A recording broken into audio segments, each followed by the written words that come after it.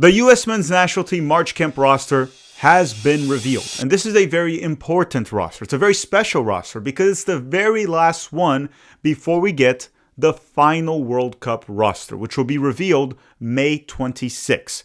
So for that reason, we decided to do a 7 Things We Learned video for it. A very special episode because normally we only do this after a U.S. Men's National Team game. But this time, we're going to do it for the roster.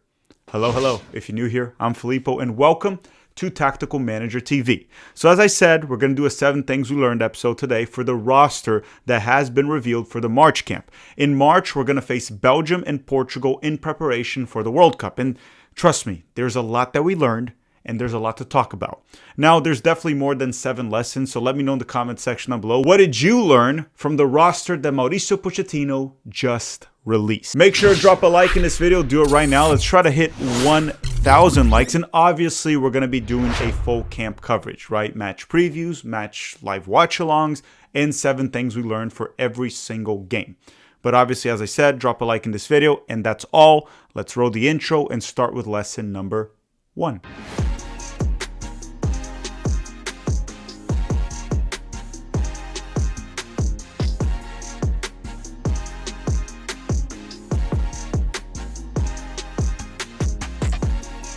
Okay, lesson number 1. It's about a player that was not in the roster, Noahkai Banks. I firmly believe that Germany is his priority. And let me start by quoting what Pochettino had to say about it, and then I'll give you my opinion. So this is what Pochettino had to say on Noahkai Banks specifically. He's a young kid. He was a bit unlucky when he was last called in because he was injured. I can only talk about him like a father figure. He's thinking a lot, and it's a tough decision for him. He's in the pool of players. He is always in our mind. He made it clear that he wasn't available for this window, so that means Noahkai Banks rejected a call-up essentially, and Jesus, which is an assistant coach, Jesus Perez, saw Noahkai Banks overseas. I really appreciate him, and he's a good kid. We're supporting him, not trying to convince him. We want to show that the Federation cares about him. So a couple things here, right? Clearly, Pochettino, even though he says he's not recruiting, he kind of is, right? He kind of is recruiting. That is a form of recruitment. And it's pretty obvious that Noahkai Banks rejected a call-up by not making himself available. So, listen, this is my perspective, right, from it. I get it. He's a dual national, right? I'm a dual national myself, right? I'm Brazilian-American. With the World Cup coming to the United States, for me, it would be a very easy choice. I would not even think about it. I would play for the U.S. Men's National Team, especially when in this scenario, like Germany is very uncertain. I think they actually won't call him up for the World Cup. He's probably not even in a preliminary roster for Germany right now. So if it was me to choose between the U.S. and Brazil right now, it's a very easy choice. World Cup in the United States, I grew up here. It's going to be the U.S. But not all dual nationals are the same. Right? I was born in Brazil and raised in the United States. Noahkai Banks is the reverse. He was born in the United States, but he was raised in Germany. So culturally speaking, he's probably much more German than American. And listen, I'm not really judging him for picking Germany. It's fine if he wants to play for Germany. All I'm saying is that if the U.S. Men's National Team was a priority, if that was the number 1 choice and not Germany, it would be a very easy call for him with the World Cup coming up to America and him being in the roster. That's all I'm saying. It's pretty obvious that the number 1 option is Germany. And there's nothing wrong with that. Okay, nothing wrong with that.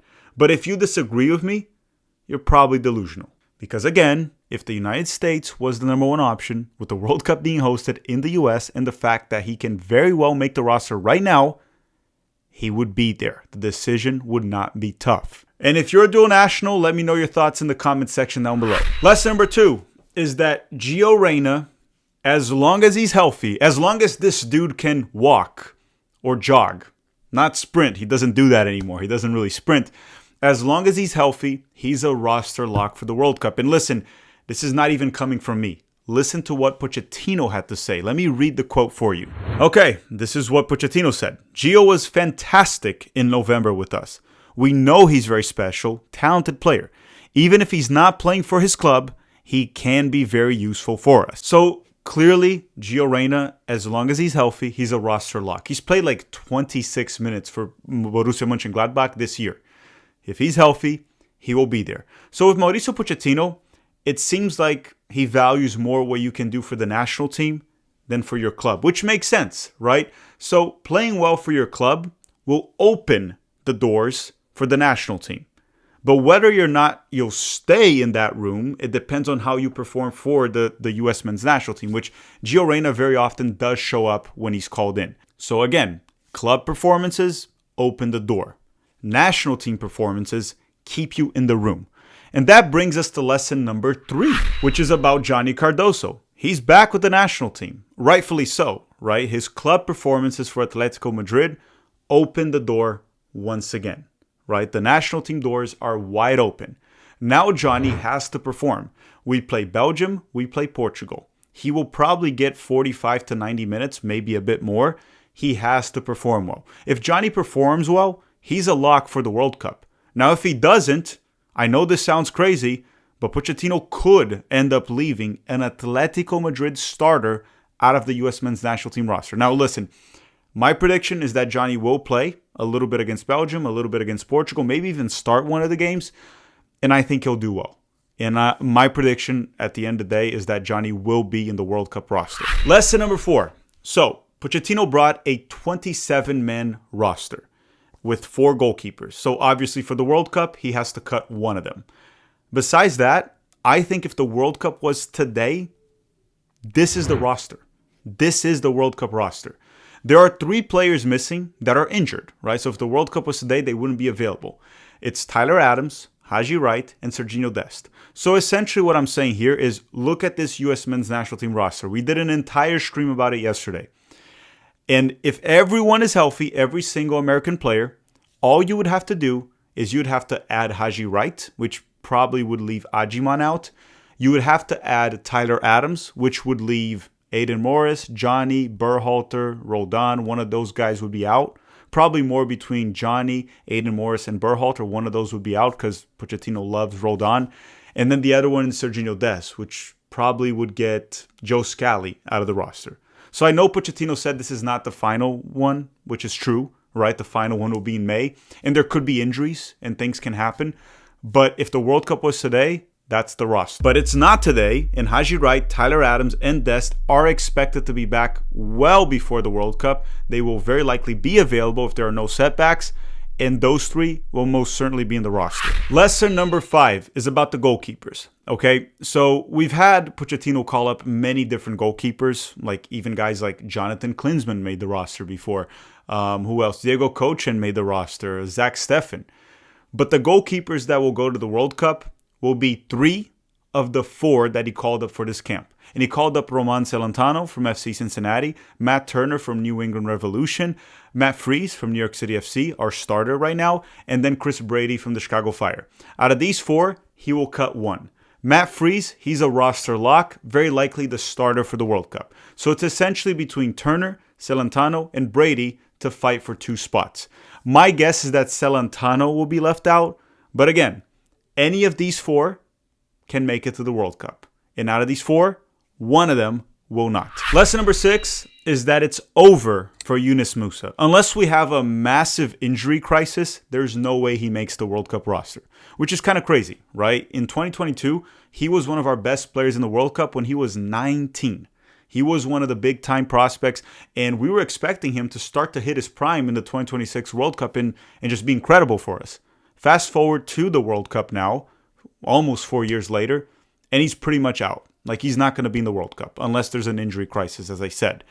And Pochettino hasn't called him up since he rejected the Gold Cup call-up last summer. Hasn't called him up at all. And this is the last window that we would expect him to, hey, let me give him a shot.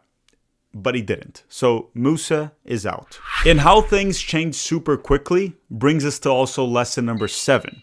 Diego Luna might not be in the World Cup. Now, mind you, he's not in this roster. One of the reasons is because he just came back from injury and played 20 minutes the weekend prior to the roster release in Major League Soccer. But here's the thing. Look at the roster that we have. For Diego Luna to be there, you'd have to remove Gio Reyna, Tillman, Brendan Aronson maybe, Weston McKennie.